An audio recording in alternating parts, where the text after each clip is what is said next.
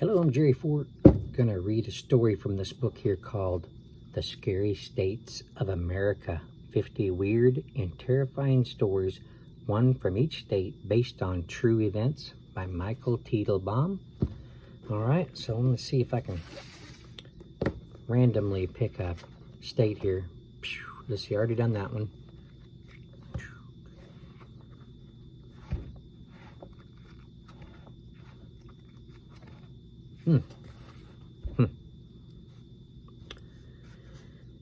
North Dakota. Wake up, you're dead. That's what it says. It's not how I'd like to be awoken. Out-of-body experiences are amazing. The thought that you can travel around the block or around the world while never leaving your bedroom intrigues me. Richard Johns of Fargo, North Dakota, wrote me with his story. His journey was the type that usually features a one-way ticket. It was supposed to be the best day of my life. I had been accepted into medical school and was getting ready to begin my journey toward realizing my lifelong dream of becoming a doctor. Then, about a week before I was to head off to school, I got what I initially thought was a really bad chest cold. Just my luck, I said to my mom as I stopped my packing to try to get some rest. Have some soup, she said, placing a tray next to my bed. You'll be just fine by the time you have to leave. She was wrong. As the days passed, I got progressively worse. The chest cold developed into pneumonia, and just 3 days before I was supposed to leave, I ended up in the hospital. I felt horrible and could barely breathe, but I insisted on leaving. Ever since I was a child, I had dreamed of becoming a doctor. Here was my chance, and I had to get to school. Nothing, not even pneumonia was going to stop me. I tried to get out of the hospital bed, but I crashed to the floor, too weak to stand. The nurses lifted me back into bed, and this time I stayed there. I couldn't even lift my hand to wipe the sweat from my brow, let alone try getting up again. Later that night, I could hear my mom speaking gently to me. I couldn't make out what she was saying, but it sounded like she was crying and praying. I tried to tell her that I was burning up with fever and for her to get someone to help me, but I was too weak to speak. My doctor came in as one of the nurses was checking my temperature. I heard the nurse say, "Doctor, his temperature has soared to 106.5. My mother's crying grew louder. I felt trapped in a dizzying haze. The room took on a strange appearance as my vision blurred. Everything started melting away. I heard the familiar clicking and banging sounds of an MRI machine, but had no sense of being inside its confining tube. And then, much to my surprise, I woke up. I felt alert. My symptoms were gone. My head was clear and my vision was normal. Sitting up in my hospital bed, I realized I was alone in the room. I thought my mother might be at the cafeteria getting some coffee. I stepped out of the bed and easily kept my balance. Whatever they did, it worked, I said, stretching my arms over my head. I feel great. Then I glanced at a calendar on the wall. Oh no, I thought. I've got to leave for medical school tomorrow morning. Then I looked over at the clock, 6:55 p.m. I better get out of here now. I rushed for the door and then realized that I was wearing a hospital gown. I'm not going to get far in this get-up, I thought. Better find my clothes.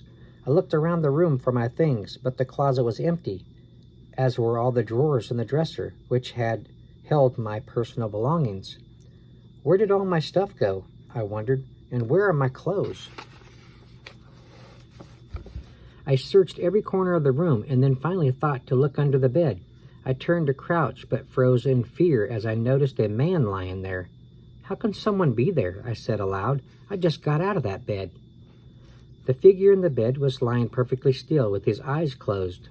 While he looked familiar, I didn't bother to investigate. School began the next day, and I had to I had a lot to do if I was going to get started on my dream.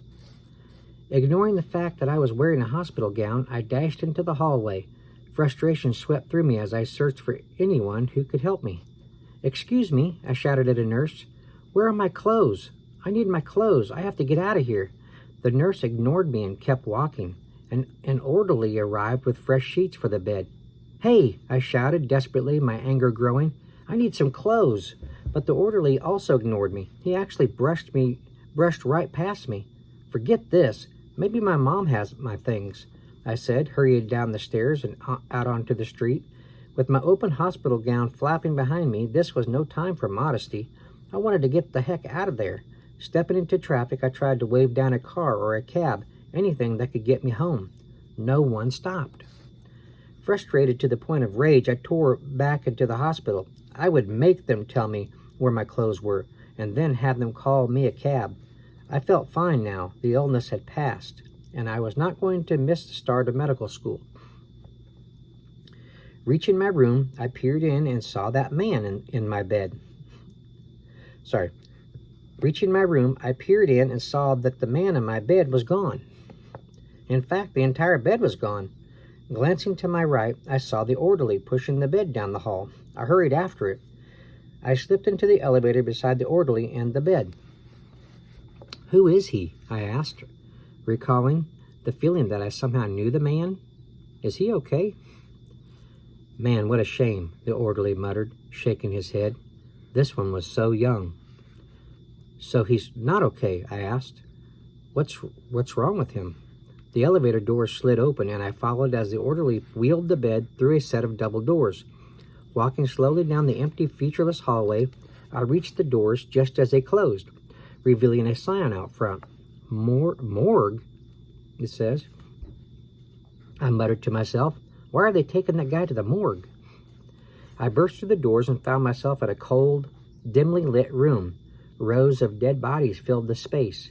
There was no sign of the orderly or any other living person, just me and a room full of corpses, lying on dull metal tables covered in white sheets. Terrified, I ran down the row of tables, tearing off the sheets, revealing diseased, injured, mutilated bodies. I saw children and old people, all beyond any hope of recovery. At the end of the first row, I tore the sheet off a body and recognized the face. It was the man who had been in my room, the man who looked so familiar. As I stared down at the dead man's face, the corpse opened its eyes, and I knew why the man looked so familiar to me. I was looking at my own face, peering into my own eyes. How was this possible? I screamed as the dead man continued to stare up at me. The light in the room grew brighter, and I squeezed my eyes shut against the glare. When I opened them, I was lying on a cold metal table in the morgue, looking up at a doctor. In one hand, the doctor held a syringe. In the other, he grasped a piece of paper. "What happened?" I asked. I could feel my heart pounding as if it was going to explode from my chest. "Young man, you were dead," the doctor reported, his own face pale and covered with sweat. I signed your death certificate." He showed me the piece of paper he held in his hands. I then read the details of my own death. Cause of death, heart failure. Time of death, 6:57 p.m. The date was today's date. "The orderly who brought you down saw your eyes open," the doctor continued. "He called me and I injected adrenaline directly into your heart. I can't explain what happened." I tried to comprehend what I had just experienced. How could I have watched my own dead body being wheeled down the hall? Had I left my body when it died? And what had brought me back? I remained in the hospital for a few more days before fully recovering from my fever. Although I arrived at medical school a bit late, I was happy to have gotten there at all. And believe me, I swore that when I become a doctor, I would wait a good long time before signing anyone's death certificate. Man, that's funny. And that was North Dakota. Let's mark that one off as done. Okay. If you're into these kind of books, the paranormal type stuff, you collect the books, you're into it, if you like reading about it, get you a copy of this one. Scary States of America by Michael Teitelbaum. Authors appreciate you buying their material, and it helps support them. So get you one. All right, thanks for watching. I appreciate it. We'll see you on the next one.